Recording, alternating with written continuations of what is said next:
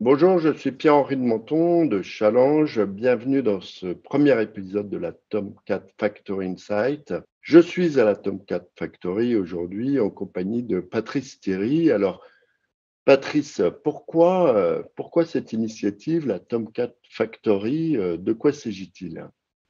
Merci Pierre-Henri de me recevoir. Tu sais que j'adore le magazine Challenge, c'est mon magazine préféré depuis au moins 15 ans. Donc je suis ravi d'être avec toi aujourd'hui. La première raison en fait de la création de Tomcat Factory, c'est le devoir de transmission. Donc évidemment, quand on est entrepreneur et qu'on a eu la chance de réussir, on souhaite accompagner les nouvelles générations. Moi, je fais partie des entrepreneurs de 2000, donc la vraie première génération. À l'époque, l'iPhone et les Google AdWords n'existaient pas. Donc, tu imagines l'époque, mais tu l'as connu aussi bien que moi. Et donc, de 2000 à 2007, l'année où j'ai vendu ProEpseo Edenred, on a fait passer avec mon équipe la société de 0 à 200 millions d'euros de chiffre d'affaires, de 0 à 24 millions d'EBITDA et de 0 à 450 salariés. Donc, on a beaucoup de choses à apprendre. On a une vraie capacité à aider les jeunes entrepreneurs de cette nouvelle génération. Et je dois dire qu'on prend beaucoup de plaisir à faire ça. Et la deuxième raison, c'est que quand j'ai vendu ProEpseo Edenred, j'ai commencé à investir dans beaucoup de startups, à peu près 25. Je suis devenu aussi LP dans pas mal de fonds de venture capital français. Et je me suis rendu compte qu'en fait, le métier, c'est un vrai métier très risqué, hyper risqué. C'est pour ça qu'on l'appelle le venture capital. Et je trouvais que c'était trop risqué dans la manière de sélectionner les entrepreneurs. Et parce qu'en fait, la sélection, elle se fait quasiment sur 2 à 3 rendez-vous maximum avec des jeunes entrepreneurs. Et ensuite, c'est là qu'on décide si on va investir ou pas. Et je trouvais que ce process de décision était beaucoup trop rapide. Donc, j'ai commencé à réfléchir à comment dérisquer ce process de décision et ce modèle. Et c'est là que j'ai eu l'idée de me dire, non, en fait, pour vraiment connaître des gens et vraiment savoir si un entrepreneur est un vrai entrepreneur, il faut passer au moins, je sais pas, 6 mois. 6 mois avec lui, à travailler avec lui ou avec elle ou avec eux. Et c'est seulement à la fin de ces 6 mois qu'on comprendra et qu'on saura si c'est des vrais entrepreneurs ou Alors, ce que j'appelle les Patrice, lifestyle entrepreneurs. on est ici à Levallois, dans les locaux de Tomcat Factory. Alors, qu'est-ce qu'on fait concrètement ici alors là, c'est un peu spécial parce que tout le monde n'est pas là, mais quel est l'objet en fait, de ce lieu? Qu'est-ce qu'on y fait concrètement? Donc justement, c'est ça en fait. L'objectif, c'est en fait, la Tomcat Factory est ce lieu physique, qui est un lieu d'ailleurs où il y a un karma assez positif puisque c'était le siège social de ProEpseo en 2012. Et entre 2012 et 2017, ProEpseo est passé de 20 millions à 200 millions d'euros de chiffre d'affaires. Donc, pour moi, c'est quand même assez positif et c'est le succès que je souhaite à tous les entrepreneurs qui vont rejoindre notre accélérateur. Et donc, en fait, à part ce lieu physique, et donc on offre 6 mois de loyer à nos incubés et à nos jeunes entrepreneurs. L'autre partie du service qu'on offre, c'est 6 mois d'accompagnement qui représente à peu près une centaine d'heures sur tous les sujets clés qui sont évidemment les sales, le produit, la tech, leadership, RH et évidemment les levées de fonds. Et donc, en fait, j'ai eu la chance de pouvoir attirer des talents assez importants dans l'équipe de la Tomcat Factory pour qu'on puisse accompagner les jeunes entrepreneurs et faire en sorte qu'ils réussissent au moins aussi bien que nous. Et donc, l'objectif, c'est justement qu'ils réussissent non pas en 17 ans, mais plutôt en 10 ans. Alors, ils sont là vous êtes installés depuis mi-septembre, hein, c'était entre les deux confinements. Qui est là concrètement? Comment ça a démarré? Est-ce qu'on peut dresser un premier bilan de la factory?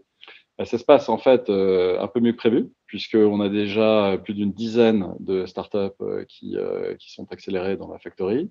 Et on reçoit une trentaine de dossiers par semaine, donc on est plutôt satisfait. Alors, question, on va terminer avec ça sur les conseils. Quand même, on a la chance d'avoir un entrepreneur hors pair qui a Merci. bien créé, bien développé, bien vendu, bien réinvesti. Quel est le conseil qui, dans cette carrière d'entrepreneur, t'aura le plus servi? Alors j'en ai deux, même plusieurs, mais le premier, celui qui m'a servi moi en tant qu'entrepreneur personnellement, c'est l'international, le sujet de l'international. Et là, le conseil, c'est justement de ne pas aller à l'international. Et donc, l'idée, c'est plutôt de devenir le leader dans son pays avec une forte rentabilité avant de développer d'autres marchés. Et donc, quand je vois aujourd'hui des jeunes entrepreneurs, ou même il y a encore quelques années, qui font à peine 2 millions d'euros de chiffre d'affaires, qui peuvent perdre 5 millions d'euros par an et qui lèvent 50 millions d'euros pour Oui, parce que développer. généralement, c'est le pitch. Quand on lève de l'argent, c'est pour dire on va se Voilà. développer en Europe, dans le monde, changer le monde, quoi. Voilà, donc on va ouvrir des bureaux US, Voilà. au UK, au Brésil, etc. Donc non, ça c'est pas, pour moi, c'est pas la bonne démarche. Pour moi, ça c'est plutôt ce qu'on appelle la machine à brûler du cash. Et je suis assez surpris que ça existe encore parce que normalement, on devrait avoir appris de nos erreurs. Donc moi, l'idée, c'est plutôt que l'entrepreneur devienne une vraie entreprise en France, devienne le leader français, hyper rentable. Et je suis assez persuadé, d'ailleurs, on l'a montré avec ProMCE, qu'une startup peut avoir beaucoup plus de valeur en étant le leader français qu'en vivotant sur 5 ou 6 pays. Et alors, quel est le conseil? Donc ça, c'est un conseil important, un peu iconoclaste, hein. C'est vrai que ça ne va pas dans le discours ambiant. Quel est le conseil que tu donnerais, toi, avec toute cette expérience, quand tu montes dans les étages ou quand tu es en visio avec les start-upers de la factory? Quel est l'autre conseil que tu peux leur donner? Donc, l'autre conseil que je donne vraiment aux entreprises qui démarrent, donc aux jeunes startups, effectivement, comme tu dis, celles qui rentrent dans la Tomcat Factory, c'est vraiment de passer du temps à créer ou à co-créer les valeurs de l'entreprise. Donc, co-créer avec les salariés, donc les fondateurs et les salariés. Et là, les valeurs, elles doivent être basées sur un socle très puissant, sur 2 sujets principaux pour moi. C'est ce que j'ai fait pour ProFCE. Le premier sujet, c'est ce qu'on appelle la règle d'or. Donc, traite les autres comme tu aimerais être traité toi-même. Donc là, ça veut dire que le fondateur, il doit mettre en place une culture d'entreprise autour de la bienveillance, de la confiance envers ses salariés, ses clients, ses partenaires. Donc ça, c'est le premier sujet.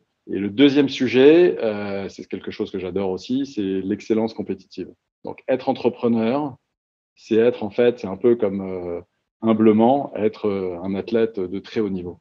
Et donc, ça veut dire qu'il faut être capable de créer les conditions en interne, via le recrutement et via le management, de faire en sorte que l'ensemble des salariés soient hyper motivés, hyper compétitifs pour emmener toute l'entreprise vers le succès.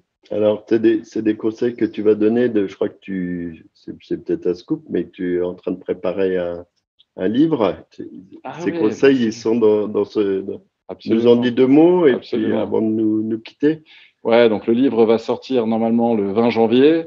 J'attends le déconfinement numéro 2, en espérant qu'on n'ait pas de confinement numéro 3. Et donc, oui, effectivement, dans ce livre, qui finalement, puisque le maquettage vient d'être fini, fait 350 pages. Ah là là, ouais, c'est la Bible. Donc, un mini pavé. Je donne effectivement pas mal de conseils, mais je suis assez persuadé que quand les valeurs sont fortes et le socle est puissant, tout devient possible. Voilà, et ben écoute, on va s'arrêter là. Merci beaucoup, Patrice, de ce témoignage et de nous accueillir aujourd'hui. C'était Pierre-Henri de Menton, donc de Challenge, en partenariat avec la Tomcat Factory pour cet épisode de la Tomcat Factory Insight.